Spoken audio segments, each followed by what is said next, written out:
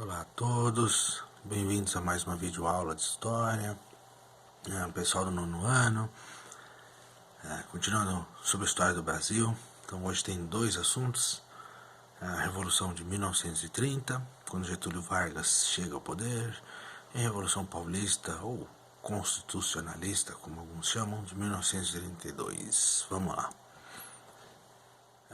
Primeiro, então, o que acontece, se vocês se lembrarem? Teve a quebra do acordo de São Paulo com Minas Gerais. Minas Gerais apoiou o gaúcho Getúlio Vargas. Apesar disso, o paulista Júlio Prestes ganha a eleição. Essa presidência que seria entregue a Júlio Prestes não foi oficializada. Logo depois, uns meses depois, o candidato a vice-presidente de Getúlio Vargas, ou seja, João Pessoa, ele é assassinado. E aí o Brasil inteiro, aquela comoção nacional, todo mundo falando, todo mundo tal, lógico, vai abrir um espaço para que Getúlio Vargas comece o que até hoje é conhecido como a Revolução de 30, que muitos chamam de um golpe militar, mas não é necessariamente ele um movimento militar. Tem militares, lógico, os líderes são militares, serão os líderes principalmente ligados àquele movimento tenentista que a gente já estudou. Então o que eles queriam? Mandar de novo no Brasil. Então, eles tinham mandado ali com o Marechal Deodoro, Floriano, não sei o que lá, com Hermes da Fonseca e tal. Então os militares já tinham mandado no Brasil, tinham perdido esse poder, tinham perdido a presidência do Brasil, principalmente para os cafeicultores, pessoal ligado aos latifundiários, aos fazendeiros.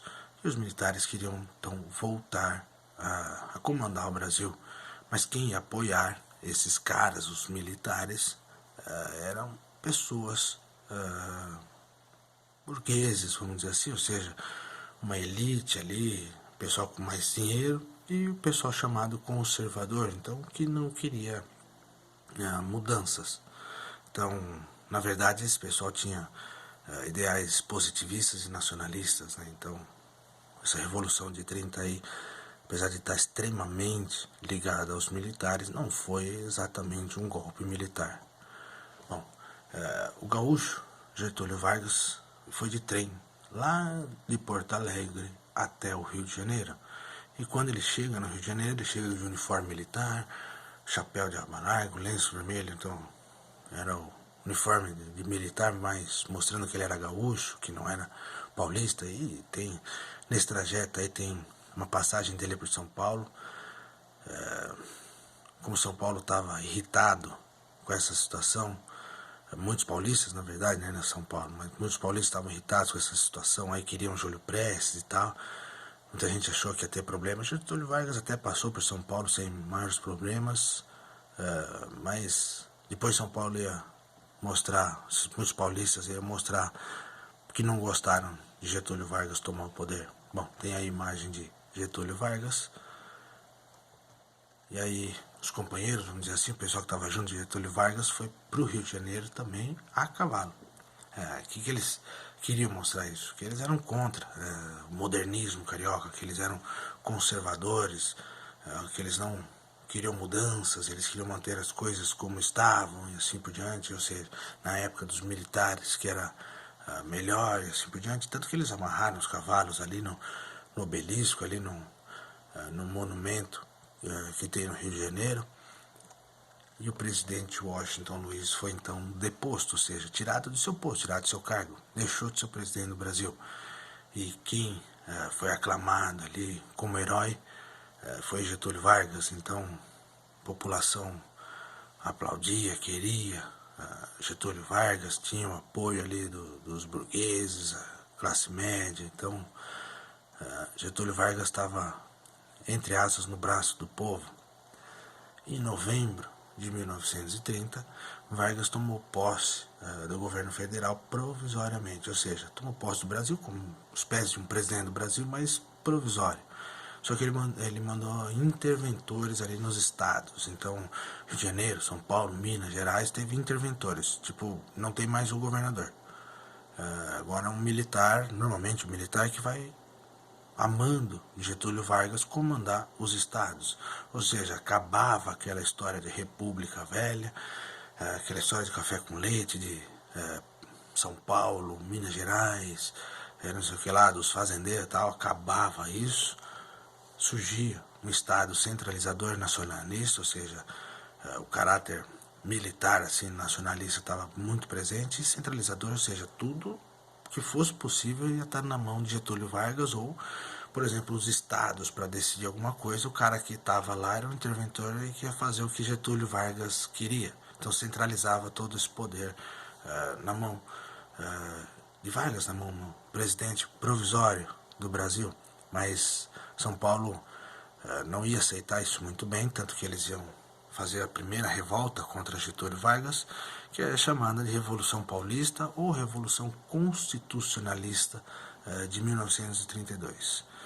O que eles diziam? Lutar pela constitucionalização do Brasil. Então o Brasil tem que ter uma Constituição. Direitos e deveres, o que deve fazer, o que não deve, a lei, como que funciona a política, tem que ser assim, assado, ou seja, e diziam que eles estavam numa revolução por isso, para que Getúlio Vargas não fizesse o que ele quisesse. Mas na verdade, muitos dessa revolução, o lema deles era São Paulo livre, civil e paulista, ou seja, São Paulo livre, separado, São Paulo, entre aspas, ia virar um país separado do resto do Brasil, civil, então não era militar, e lógico, né, paulista.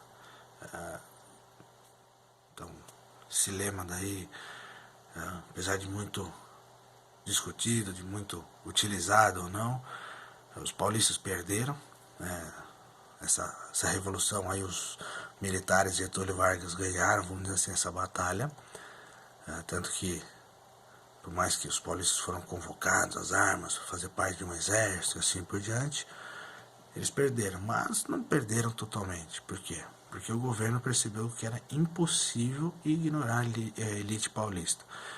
Se o presidente do Brasil não desse moral para os ricos de São Paulo, ele não ia governar em paz. E os ricos de São Paulo, a elite paulista, sabia que tinha entendido que tinha que fazer negócios, tinha que fazer alguns arranjos ali com o presidente. Então, apesar aí de São Paulo livre, São Paulo isso, não sei o que lá, no final das contas foi feito um acordo. Em 1934 foi aprovada uma nova Constituição. Então, os arranjos, né, dos paulistas estavam nessa Constituição. Então, óbvio, né, que a Revolução de 32 foi muito importante para essa Constituição, tá aí a imagem sobre a Constituição. E o que acontece? Direitos foram adquiridos pela população. Então, educação. Então a gente vai falar muito ainda dessa era Vargas, aí, desse período de Getúlio Vargas como presidente do Brasil.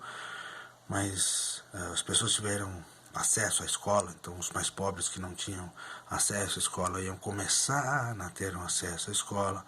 Liberdade religiosa, você não era obrigado, por exemplo, a ser católico, você podia escolher a sua religião. Igualdade, por mais que a gente sabe que a igualdade não é realmente verdadeira, mas e as coisas vão ficar um pouco mais iguais entre o povo e assim por diante. Novas leis trabalhistas foram criadas, então muitos trabalhadores ganharam direitos, férias, sei lá, 13º, um monte de coisa aí.